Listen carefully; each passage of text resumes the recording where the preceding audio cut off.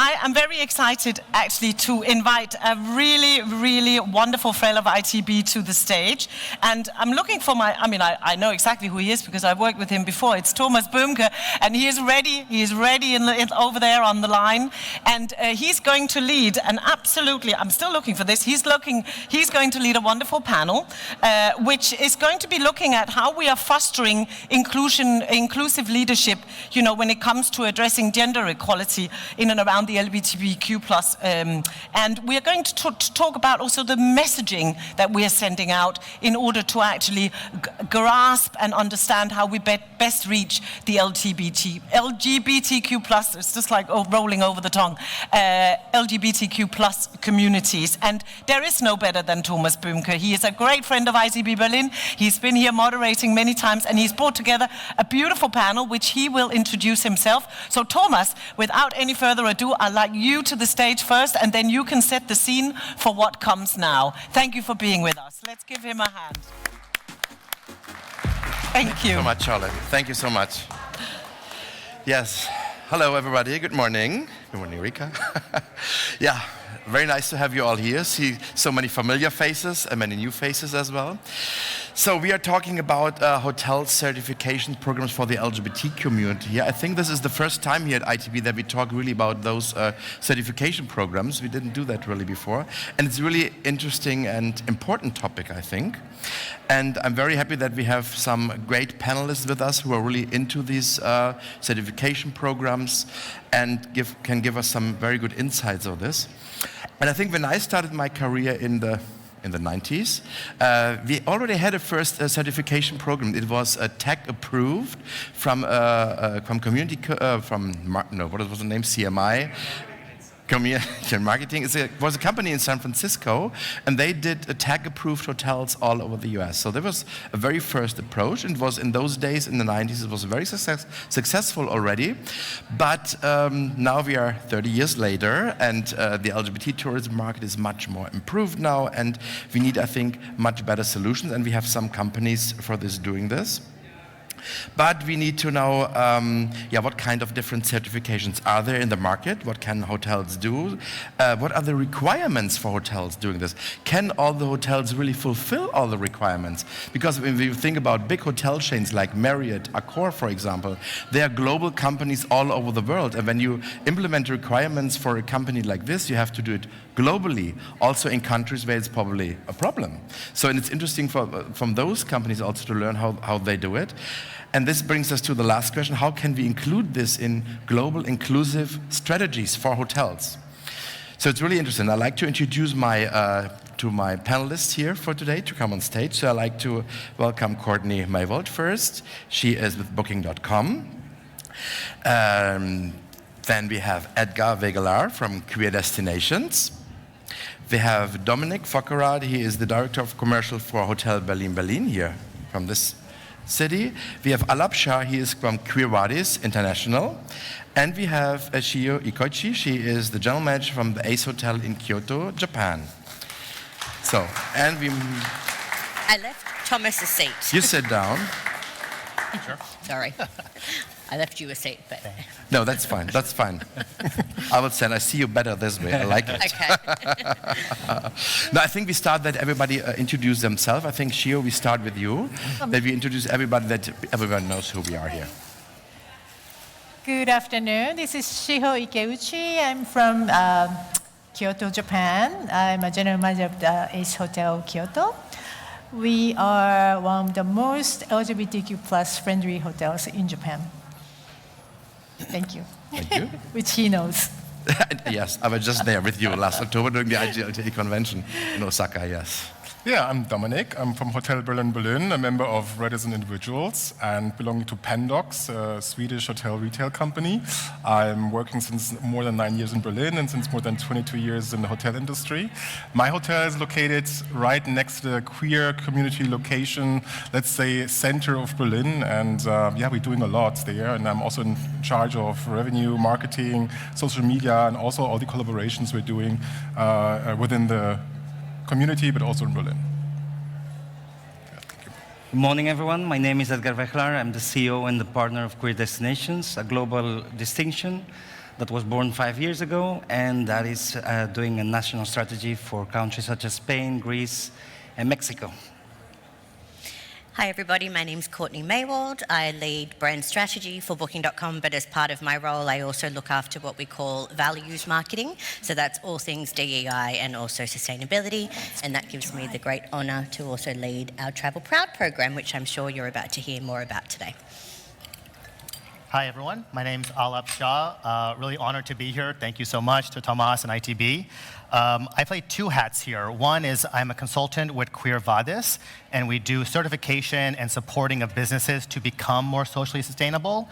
And my other role for many, many years, I focused on making the economic argument for human rights and why it's important to think about the social inclusion of LGBT, refugees and migrants, people living with disability, and how ensuring that we include them is actually an economic argument over including a human rights one. Thank you. Okay, thank you for the introduction. I think now we have a picture who we have here. And you didn't say that you're also a part of the Pink Pillow Berlin collection here. This is, we'll talk about this later a little bit here.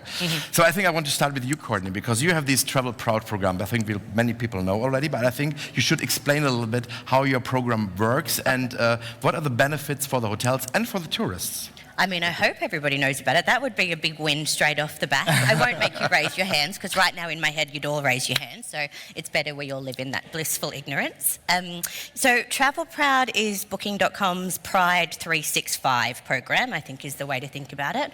So it's a 4-pillar program that's really designed to help us live up to our mission, which is making it easier for everyone to experience the world. And in this particular program, we're really focused on the LGBTQ plus community. So I'll talk you through the 4 pillars and then I'll get to the pinnacle in the crown, if you will, which is hopefully why you've heard of the program. So the first one is we have a lot of partnerships and sponsorships, which is really our way of investing in organisations that we think are doing great work for the LGBTQ plus community. So that's IGLTA, for example, the International LGBTQ plus Travel Association. We are a proud platinum partner. I've gesture here because Clark is in the room. If anyone's interested in learning more, I'll introduce you after the session. We're also the official travel partner of Eurovision, for example, which I would say is LGBTQ plus adjacent. So I'll claim that one for the program. We also do a lot of work in our second pillar with talent and creators. So we work with everybody from Martha Stewart, not LGBTQ plus as far as I know, and then Conchita Wurst, for example, who is our Travel Proud ambassador. Another, you can tell I'm a Eurovision superfan, that's 2 references already in a 2-minute slot. So talent and creator sponsorships. The third pillar is a big annual travel survey that we do, speaking to over 11,000 LGBTQ plus travellers to understand their experiences, and we share that data with the industry as well so that the whole industry can learn, and we really track the changes over time, which is super important to us. And then the 4th thing is also informed by listening to LGBTQ plus travellers, and that is what we call our partner education program. So we partner with a queer-owned business called Hospitable Me, also in the room, also happy to make an introduction. And through Hospitable Me, we actually market and fund free inclusivity training for accommodations all around the world in 11 languages. And so far, just under 100,000 accommodations have completed that training. So that's something we're incredibly proud of. Okay. And then the benefits, do I still have time? No. No. No, very quickly. The benefits are obviously for accommodations, it's free upskilling and how to be more hospitable to their guests. And from a traveller perspective, it's really that reassurance that the place that they're choosing to stay is really committed to providing a safe and welcoming experience. Okay, thank you. Edgar, you have the Hospitality Meets Diversity program with Queer Destinations. So what are the essentials really for hotels and tourists with your program? Yeah, so what we do is we do a training program. It's an educational program. And what we try is to avoid to do pinkwashing before having everyone of a company trained. But what does this mean? We do from the first person that works in a company to the last person that works in a company. In the tourism business, that means housekeeping is doing our program, reception is doing our program, a finance department is doing our program, and we avoid any pinkwashing after if we want to help them with with marketing and their strategy. It's an online program. It's very easy. It's like Netflix type. You do it's divided in 6 modules. At the end of each module, you have like a kind of a quiz. So we know how well prepared you are as a company to receive the LGBTQ consumer. And then we help you around to give you advertising in the major platforms, in major OTAs, in all the tourism professional events. We give you a fantastic view of what it is to work with the LGBTQ consumer. We also have a QR code, which gives us the feedback of each of the traveler that is staying in their place in the hotels, and they can give us their feedback of how they were treated. With this data, we give always positive or negative feedback to the properties, saying how to improve it. So we're always there. It's not just a stamp and we leave and we disappear. We're always there. We're always supporting the properties that are becoming queer destinations committed, and we try to make an excellence of people treating the community. It's very important that we are compromised 365 days, and whatever a property needs, we are there always to help and to try to avoid the lack of. Many times there is no. How do you say it? There is no bad faith. There is lack of knowledge, and that's what we try to improve always with the properties. A lot of people just don't know how to treat the community because they are not close to them or they don't know how to treat them. That's what where we work on. Thank you, Edgar. Aalap, you represent the Queervadis accreditation and certification program, which was established 2020 with Sonnes and Beach. It's an Italian company from Italy. Yeah. So give us a quick insight. What is the essence for the companies and the clients? It's not only hotels. I think it's every company can do it. Yeah, exactly. Yeah, this is the difference here a little bit. Yeah, I mean, I'll start with a story because very similar to what I think was already been said. So I was in Bangladesh last week, and I was traveling there, and despite my privilege, despite being South Asian, I was a bit nervous. We've heard the stories of the political instability. We know a lot of LGBT people are going underground and being attacked, and we know it's happening everywhere in the world, right? Governments are actively trying to make us invisible. The attempt at trans erasure is very real, and I think it's something very scary that comes to me on an individual level, as well as I think when I travel, these questions really come up every day. And I think, it's the safety and security, but also the ability to be my authentic self. And that's why I think I'm really proud of what the work is happening on this panel, and including Queervadis, which, as you said, was started in 2020.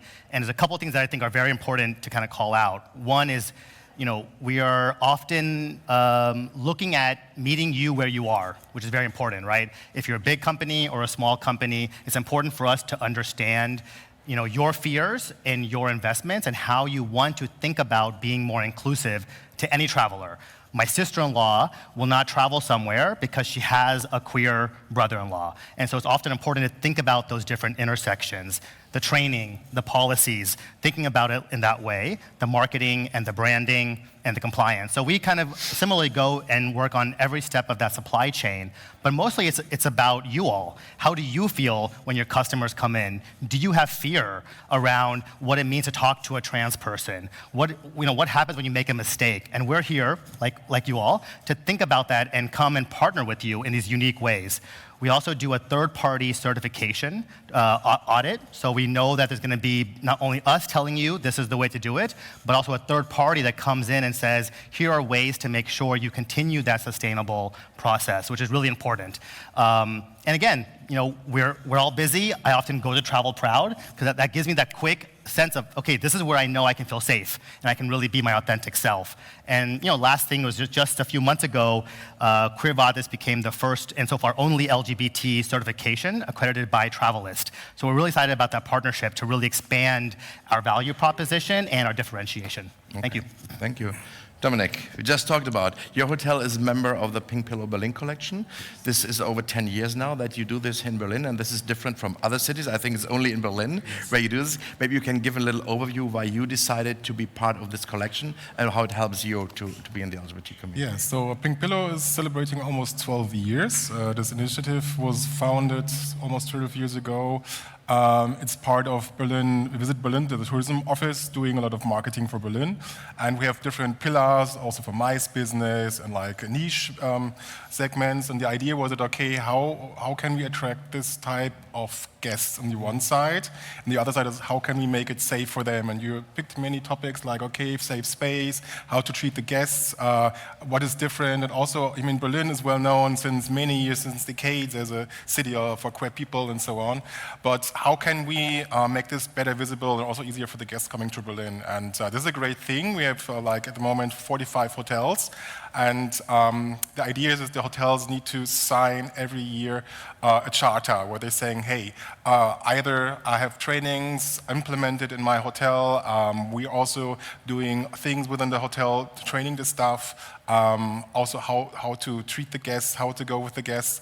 But the other side is also how can we support maybe local institutions, organizations, and that we don't have the problem of a pink washing, like, okay, we only have a marketing label, and then nothing is happening. And we are meeting 4 times per year. We're doing like different activities. We're also trying to bring bloggers and influencers to Berlin to show them, also sometimes from countries where it's very challenging for this specific community to live or to exist, and to be active and to support also local things.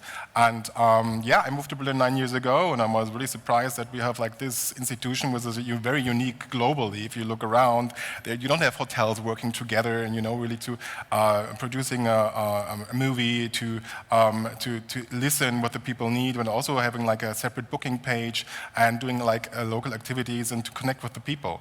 And it's a great thing also to see that the people in the hotels are so engaged, you know, doing things, and also within the community. And of course, on one side is also attracting this type of business, but also to welcome the people to this very diverse city. And this is like what Pink Pillow is mainly doing. I mean, 12 years is a good time, and with this charity, with this charter, I have to say it's even better also to, you know, connect with the locals, because many local people don't understand, even the community, what is Pink Pillow, what are they doing? And then we're supporting them. For one example from my side, I'm supporting also rainbow families. So I have a table tennis room in my hotel, and once per month I'm inviting them to play in my hotel. And it's also giving connection to the community. But we have so many institutions in Berlin, and they need also visibility. So this is... Okay. Shiho, so your hotel, the Ace Hotel in Kyoto Urban, is an urban lifestyle hotel in the great city of Kyoto, really nice. And you have different target groups, and the LGBT group is guests are really integrated part in your hotel, as I saw myself. So it's no problem at all. Everybody is interacting very carefully, and you are not really part of these programs here. So what is your D&I strategy, really, in Japan? Maybe is Japan different from other hotels in Europe? That would be interesting. Yes, Japan is still like waking up. Okay. But it's been a lot of progress. But Ace Hotel is a small chain hotels, and then our headquarters is in New York. So we, as a headquarters, we set up like a yearly strategy for DEI. And I want to show you our vision of DEI, which I have to read, I'm sorry. Our vision is to cultivate a workplace where all employees feel valued, respected, and empowered to reach their full potential regardless of background or identity. So we have like a big vision that we share to all the employees in the chain level, but also develop in each property. Like, we are the only Ace in Japan, so develop our own strategies by property basis, and developing like yearly training program, like, you know, harassment or like gender bias, or of course LGBTQ basic class, which I be the teacher. Okay. But so for younger generations, they're more aware of, you know, what's to be included, and then there was to be diversities. But like older age people still like some like stone-headed, so that's more difficult to teach them. But we've been doing the like, constant training year-round. So, and then for the LGBTQ issues, we started participating in local Pride events. In Japan, usually June is not really a month for the event because it's a rainy season. So last year we did the Osaka Pride, which you were there. Yeah. It was huge. So you say you do constant training with your people, which is really good. I think you only do this for the LGBT market, or you also do this with all the other markets? The other market as well. You do it for everybody. So for all your guests, all the target groups you work with. It's not specific only for LGBT. It's for every people. Everyone's all the target groups have different needs, probably. Yes. But for the LGBTQ travelers, it just still, I feel like in Japan, it have to be more visible. Like that you're welcome. So we have those progress flag at the front desk all year round. We started doing it for the Pride Month, but decided to keep putting there for all year round, which is good to show our own stuff for educational purposes. Yeah. And the guests will find the small flag and okay. With a happy face. Okay, yeah. Yeah, I think we need to check now what if we have some first experience. Also, Courtney, with your Travel Proud, we have first experiences now. I think we need to listen to this a little bit, what you get, the feedback is, and how can you measure a long-lasting success with your initiative? This will be also interesting. Yeah, I mean, the response has been quite amazing, actually. As I said, we've gotten to just under 100,000, which is, yeah, I mean, it feels really good to be making a big contribution like that as a company. I think we've learnt lots of things along the way. I mean, the experiences are big, so I'll just focus on one thing. So, for example, hospitality is in our veins, right? That's why we're in this business. I've heard it talked about before. It's like a calling, essentially, that if you try to leave the travel industry, it pulls you back in because it's just part of who we are as people. And so actually trying to market an education program to accommodation providers can actually be a bit of a double-edged sword because they think, what, you think I don't give hospitality? You don't think I'm inclusive already? I love the LGBTQ plus community. So we really had to do a lot of learning on how to even speak about the program to make sure that people weren't being offended by the opportunity to participate, for example. But in terms of the measurement piece, I mean, I've mentioned it before, so I think Booking.com's big advantage in this space is really scale and our ability to talk to literally millions of accommodation providers. And so for us on that side of things, that's the measure of success. 100,000 is an amazing number, but we would like it to be far bigger than that, of course. I'm delighted actually that both of you are Proud certified, so very proud of that. However, I think as an industry, we should maybe be focusing on different numbers. So I talked about that survey that we do as one of our pillars to understand the LGBTQ plus travel experience. And we have heard that 58% of LGBTQ plus travellers report experiencing discrimination while travelling. And that number is relatively stable year on year. So that's not getting better. But on a more encouraging side of things, 3/4 of LGBTQ plus travellers told us that they see the industry getting more progressive and they feel more comfortable as a result of that.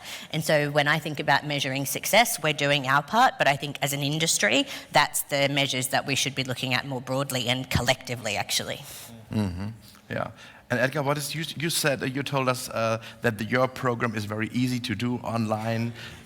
We understand this, but how easy is it for your partners to include this into their inclusive strategy in the end?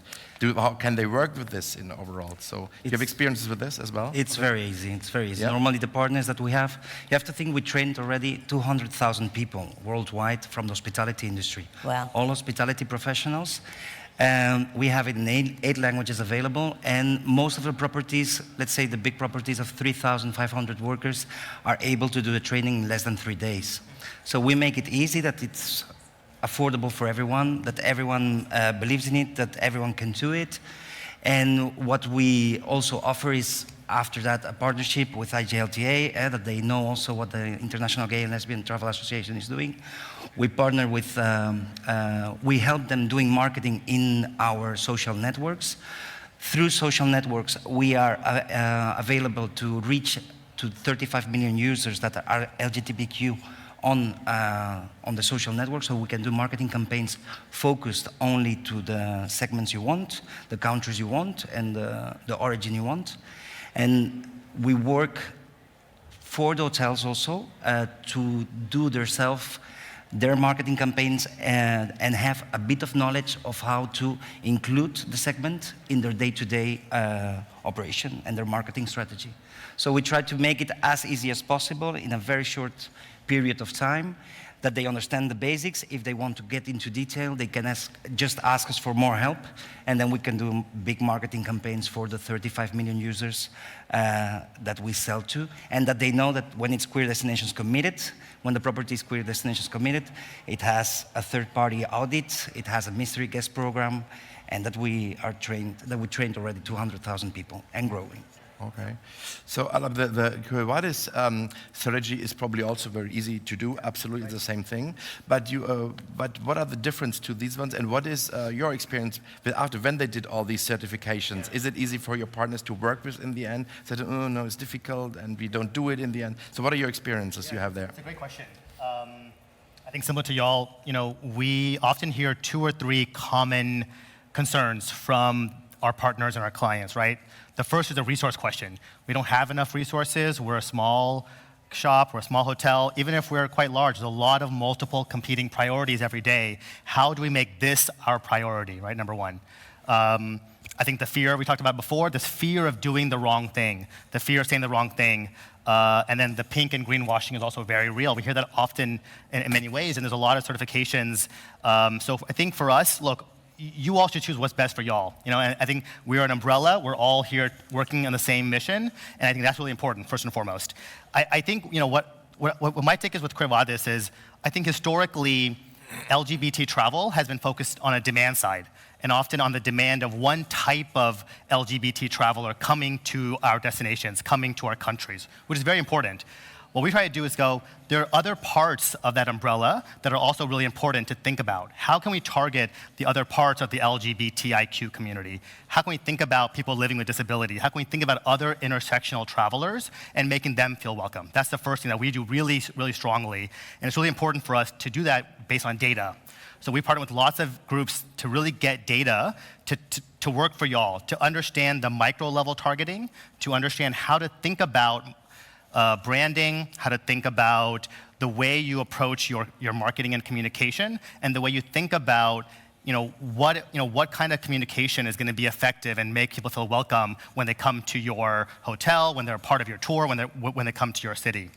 Also similar, for us it's very important to be seamless. We work hand in hand with you all. We build a roadmap, we customize it, and for us also it's very important for us to think about scale and sustainability.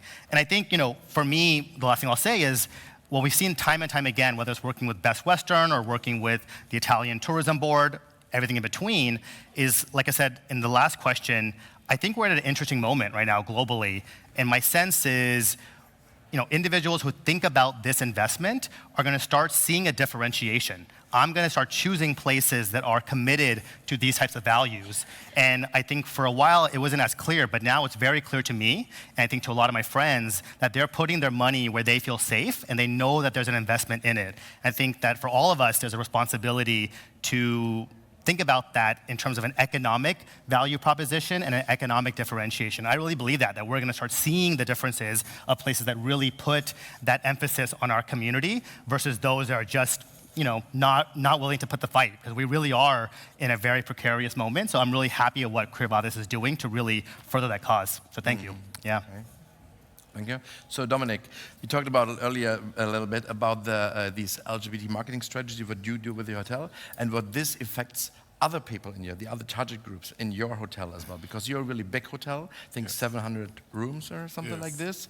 It's very big, so and it could be interesting for the audience to what are you doing really with the community here in Berlin, and what does this affect other people when you have other guests, other groups in your hotel? Yeah, it's a good question. Overall, the hospitality industry was or is used to have guests from all different countries. So there's already a existing base for this type of people. However, we need to train the people, and my company, the Panelist, is we're also having a philosophy of inclusion in the hotel. So it starts already with the people you're hiring. It starts how you're training your people. So we also have like intersectional people in the hotel working, and also that you understand, okay, are we working with different cultures already within the teams as the colleagues and so on. And that's very important also to support the people to understand, and also the next is also to understand the guests. So the guests are maybe also surprised to see guests in leather dresses and so on. So that's the one side what we're doing. The other side is like we're doing a lot of local things with the hotel in the community. So my hotel is located really close to Nollendorfplatz, and with 700 rooms, of course, we do already had some guests in the past coming to Folsom or to Pride or so on. So of course they knew our hotel, but why not giving a better exposure and understanding within the community that the people know, hey, I can come there when visiting Berlin because it's close to the queer area, it's close to everything. I mean, the Pride is passing the hotel, and why not, being more precise in this type of business? If it comes to the guests staying in the hotel, for example, last year, I'm working closer with Folsom Europe, so it's every year in September. This year is in end of August. And we have to explain what Folsom is. Probably. Yeah, Folsom is like the biggest leather fetish or fetish street event in Berlin. There also was another one in San Francisco, and it's like there are more than 22,000 people coming to Berlin over not only over the weekend, also some guests coming for a week and spending a lot of money and time in Berlin.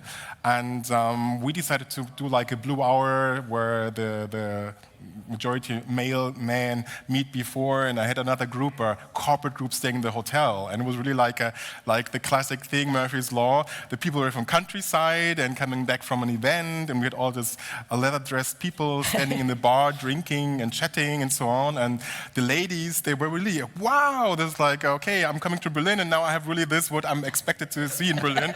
Dressed people, I mean, not with a naked ass, but it was like, and but it was also interesting to see the ladies really started to chat, this tiny ladies next to this tall, leather-dressed people and mingling with them. And we're saying, yeah, I mean, if you're booking a hotel in Berlin, this could happen. I mean, this is Berlin, and Berlin is like having so many different niche types. It's not only leather, it's not only queer, it's also like so many other things. I mean, if you walk through Berlin, you have so many people dressed in different things, like this is a new fashion thing or something. The people just want to be unique.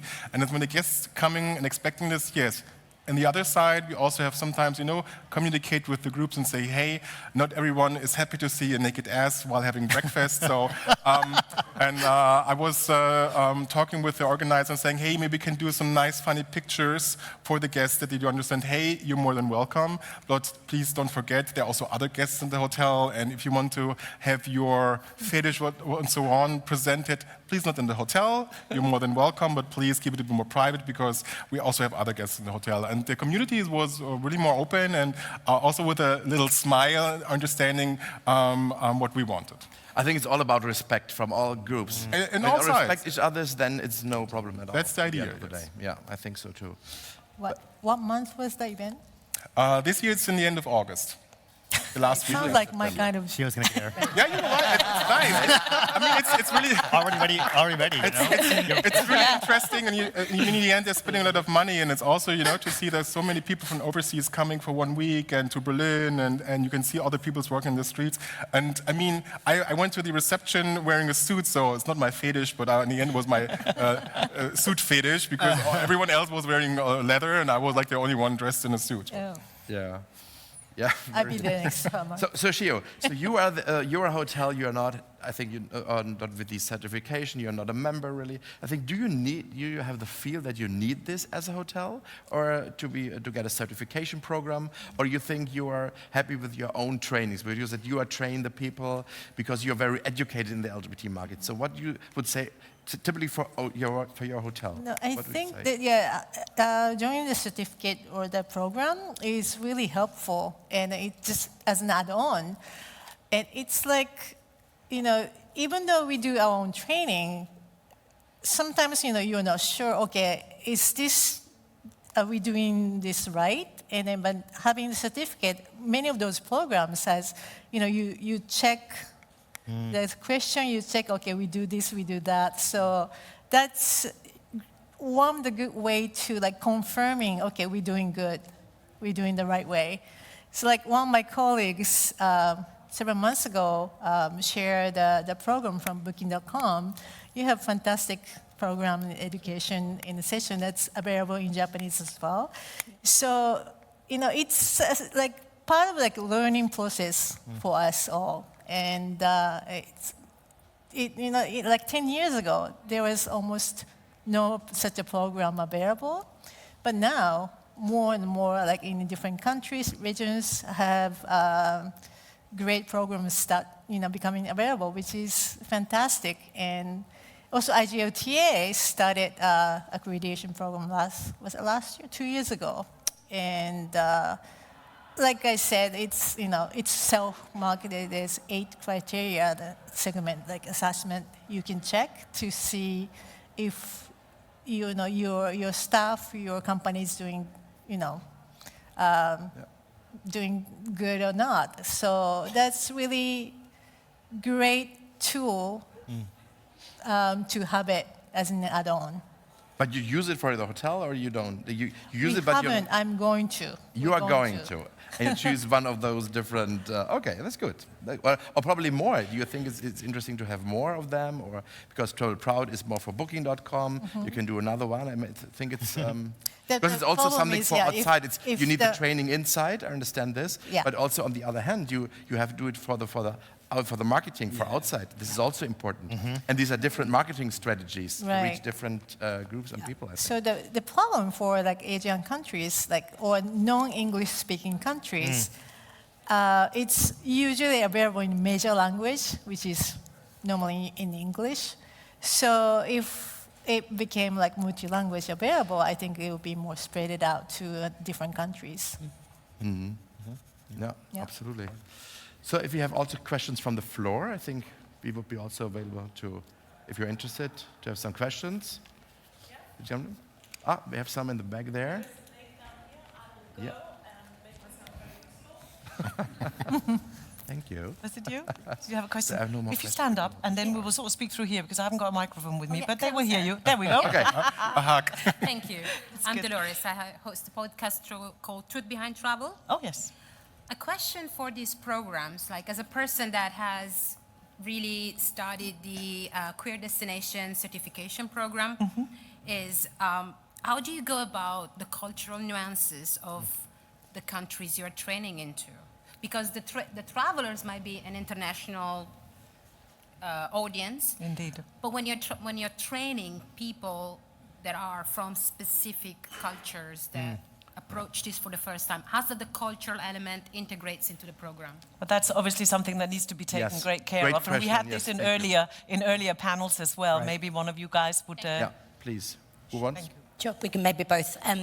So our program's available in 11 languages, but it's actually more specificity than just translating. So it's really about making sure in Japan, for example, that we're really incorporating, exactly to your point, the cultural nuances, not just from a traveller perspective, but also as the people working in the property as well. So it's both sides. So I think that's really important, actually, that as you expand across different countries, you're taking all of that into account and making sure it's very relevant and authentic to the people who are going to be experiencing the learning. Yeah, from our side, it's a bit different, as we measure at least that there has to be a minimum of value chain when you arrive to a destination. So it's not only an hotel. What we try to offer is from the moment you arrive, if you are from the LGBTQ community, you can decide with which transportation company you move to the place, to the hotel, which hotel are you staying. By the way, we are always out of the closet. The hotel has to say, we are a queer destinations committed place. There are no more closets for us. So if people are not from the community, they can scan and they will see, if you are not from the LGBTQ community, this is a place that respects the values of the community, which is very important also. So we do it with the hotel, we do it with the restaurants, we do it the whole value chain of the destination. What's the difference there? Should we go to places where we have no rights? Some years ago, I would have told you we don't have to support it. But if you think about people of the community being in other places, are we going to leave them on the side because in their country there are no rights for the community? Or can we create a safe space with the people we work with in countries where there are no rights? Well, yeah, sometimes we help people that we really see a compromise and that they say, all my staff is compromised and all my staff will do the training. So we can avoid problems in countries like, or wherever, that is not permitted to be from LGBTQ. And we support them, but it's not easy. Yeah. Let's say it this way, it's not easy to support, to say to someone from our community, you can go to that place in the world, but I suggest you to not go out of your hotel. Yeah. Yeah, I mean, let me just plus one to what both y'all said, and I think it's a really important question.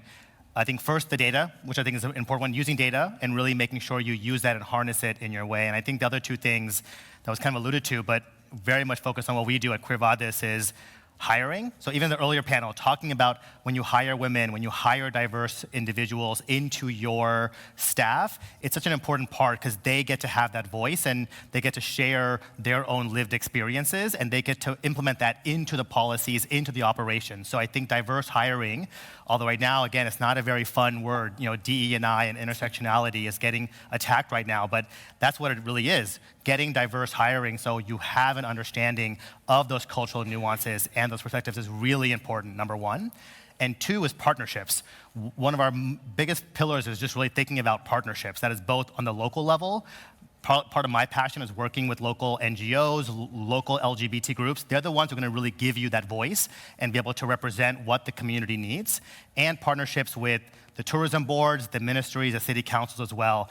Often it's a little bit of work of trying to find the right person in the government. But when you find that one person, the chief LGBT, the chief gay, they're often an ambassador and an advocate for you, and they can help you navigate it in really smart ways. So again, you know, for me, data, hiring, and partnerships really goes a long way for Queervadis. It's a great question. Thank you. Thank you. Do you have another question here from the floor? Anybody? More questions? Yeah, now we have a micro. Don't be shy. That was a nice share. Thank you for that. Okay, so we can go here. You have some comments left, Frodo? We have a few minutes left. Well, I think it just may be important to emphasize that I think the important thing is having training, not necessarily which of the trainings that you do. And I think there's an opportunity actually for all of us to collaborate even further because we, of course, recognize the quality of these programs as well.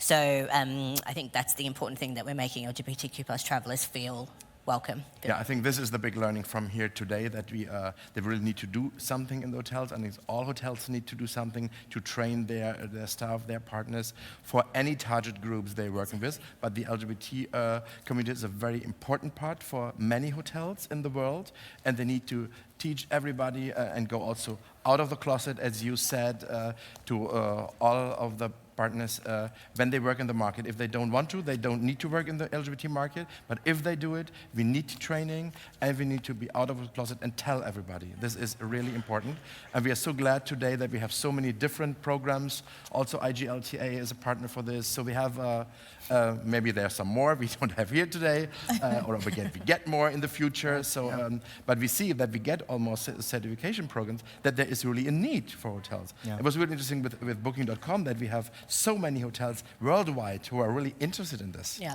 it's amazing. Yeah. And can I add to that? I mean, what I say often with people I work with is, when I love working with the LGBTIQ community, although you can choose a different target group, what I say is often, when you design for the LGBTIQ community, you kind of only have to design once, because that often covers so many different intersections, identities, personal preferences, behaviors. So it's actually a really good efficiency in some ways. And so sometimes when you think about it from that broad spectrum of society, we represent every single part of our globally. So sometimes you can design it once if you're designing it for our community, and you don't have to do it again and again. And I think that's a really big part of our motto and where we think we add a lot of value. So and very similar. Yeah, I was just saying about how important it is to certificate destinations in the whole value chain. I can explain you, we did the strategy for Los Cabos 5 years ago, where we had data. We had data, 6% of the tourists arriving to that destination was from the LGBTQ community. After we did the training, we had a minimum of value chain, which were almost 100 properties in total and in the tourism industry. 23% of the people arriving to the destinations are from the LGBTQ community. So it's not only certification, there is much more behind. You can transform a destination by applying what you know or how you can market the destination. We're doing the same now with the Basque Country in Spain, and we saw it. In 1 year, there is a huge difference of LGBTQ travelers arriving to the Basque Country in Spain. Same with Brussels. We started last year. The impact is being massive. So you can transform destinations, not only as a certification, but just make a change in the destination. Yeah. Yeah, I think it's what everybody also has to learn, that we need to respect each other. And then it works also in a hotel like you here in Berlin. When we have the respect to everybody, then we can all live together in this world. We don't need to exclude different target groups, like in other countries. So one more thing. Those training, of course, is really important, but I always tell my staff, just, also have fun. So we do events, parties, then many of our employees join on our own event at the hotel. And one of the most common compliment from the guests is, I came to ACE and your staff seems so happy and to be there, which is the great thing. So we, again, respect each other for the community, but we respect each other as a staff, and so as a team, we can do many new things. So the training, but also having fun is really important for any property, I think. Yeah, this is a big question. We need to respect, but we also need to have fun. That's all about life. So thank you very much. Thank you. It was a very interesting panel. Thank you so much. And thank you for being here. Thank you so much. There we go. Let's thank them one more time. Thomas, Aalap, Dominique, Edgar, Shah, and of course the lovely, I have to look again because you were new to me. No. Courtney? No, you're Courtney and you're Dominique. Yeah, here we go. And Thomas, of course, for putting this together. Absolutely fabulous. Give them a hand. Thank you so much. Please. Thank you. Thank you. Thank you very much. Thank you. Right.